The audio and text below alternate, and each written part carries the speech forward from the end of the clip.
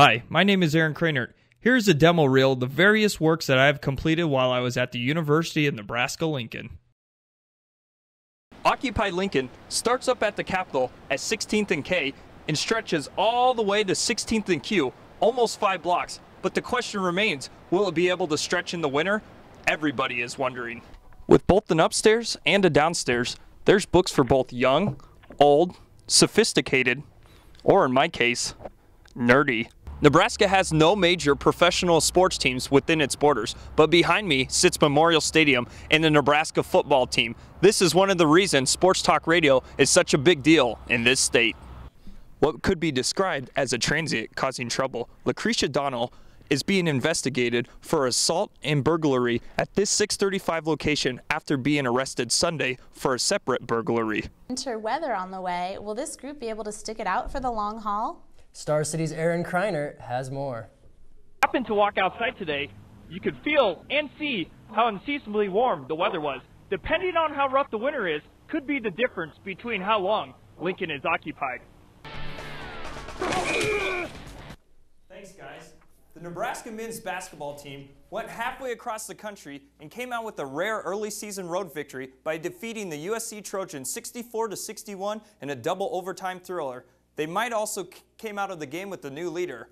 Senior point guard Bo Spencer, a transfer student from LSU, scored 22 points, including two clutch free throws with 8.2 seconds left in the second overtime to increase the lead to its final margin. Spencer also hit a three-point basket with 40 seconds left in the first overtime to tie the score at 52.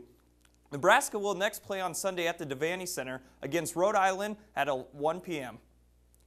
The possibility of having an NBA season took a major blow Monday when the NBA Players Association turned down the owner's latest offer and decided to disband their union. They also plan to file an antitrust lawsuit within the next day, deeming the shutdown by the owners as illegal. The two sides haven't agreed on much, but both found one common ground yesterday.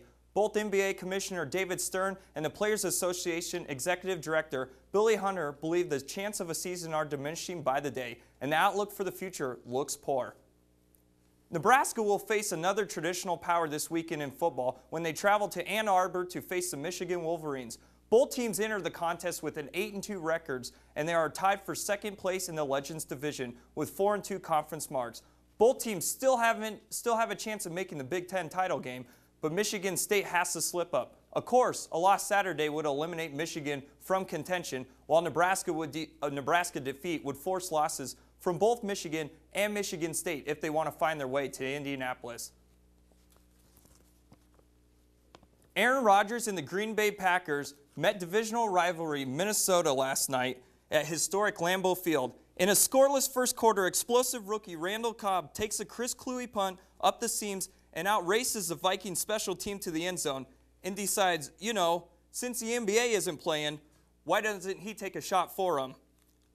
Before doing the Pat did Lambeau leap. Later in the first quarter, Rodgers continues his assault on the record books with a beautiful 24-yard touchdown pass to Greg Jennings. The Green Bay defense harassed Minnesota quarterback Christian Ponder all night, including this interception in the second quarter by cornerback Tremont Williams on a flea that didn't flicker. Final score in the game, Green Bay 45, Minnesota 7. Back to you, Kim and Cole. Yeah, the Green Bay Packers still looking good. Thanks, Aaron. Welcome to Star City News, live at 5 on Channel 21. I'm Aaron Cranert. And I'm Rosemary Vestal. We are now in the season of giving. And one organization is taking an extra step. Andrea has more on how you can help. I don't know about you, Rosemary, but I just hit the century mark in my Twitter followers, moving up in this world. Yeah, I don't know. Only about 10,000 more to catch up to Andrew Robeson. And speaking of, Andrew, what's been trending in the social media world?